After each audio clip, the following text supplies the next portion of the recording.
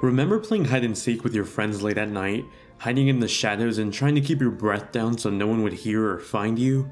You weren't necessarily scared, but the adrenaline rush of excitement and thrills, that's what defined hide and seek at the time, and that's what defines Little Nightmares. This is first and foremost a thriller puzzle platformer with a very creepy setting that's the equivalent to a film like Coraline, only way more mature.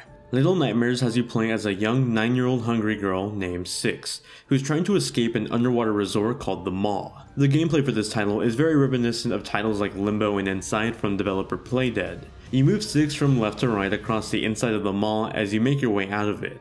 The controls are basic. You're given a lighter to stay in the dark, and pressing the shoulder buttons on your controller either lets you interact with objects or crouch down. Along the way you'll come across creepy figures, monsters, and just bizarre looking creatures all trying to kill you.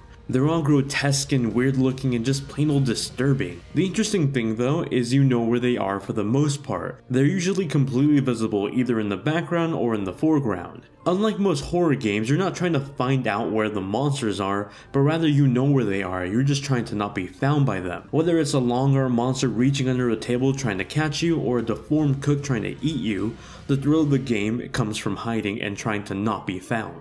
Little Nightmares uses its disturbing and dark setting and basic platforming controls to tell a unique story that isn't told verbally, but visually. Much like Inside and Limbo, the story is ultimately left to the interpretation of the player with some hints here and there between the gameplay. I never really had a jump scare moment in the game, but I did sort of gasp a few times when I was trying to hide from an enemy, especially during the twist that comes towards the end of Chapter 4. Speaking of chapters, there's a total of 5 chapters in this game. When playing the game for the first time, Little Nightmares can take you anywhere between 3 to 4 hours, assuming you don't finish all the puzzles in the first try. Assuming you're playing this a second time or get all the puzzles right away, this game can last anywhere between 1 to 2 hours.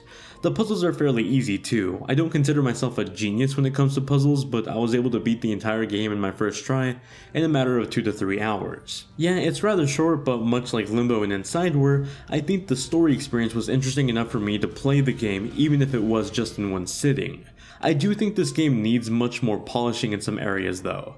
In parts where I did mess up a puzzle, more often than not, it was due to weird platforming controls or the jumping for the character not being entirely reliable. Sure, sometimes it was just because I messed up an input myself, but usually it was because of the game's mechanics. Additionally, there's just a few other nitpicks here and there, like objects floating after a character lets go of them, or clipping between objects. Slight things that don't really break the gameplay, but do stand out in the visual department. As far as replay value goes, there are little statues that you can find in the game that sort of act like collectibles when you break them.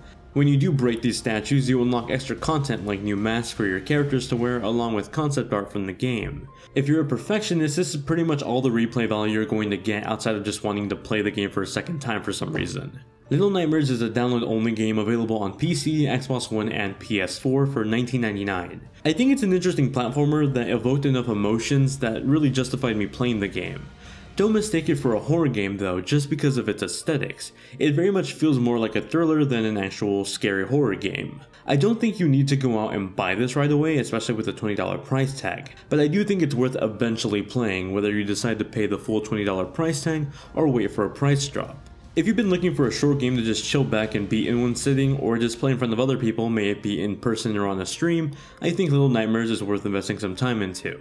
That's my review of Little Nightmares. As always, if you have any questions about the game, feel free to ask me in the comment section below or hit me up on Instagram or Twitter, also linked in the description down below. If you haven't already, be sure to click that subscribe button to be notified whenever I release more reviews just like this one, and thank you very much for watching. I'll see you guys in the next one.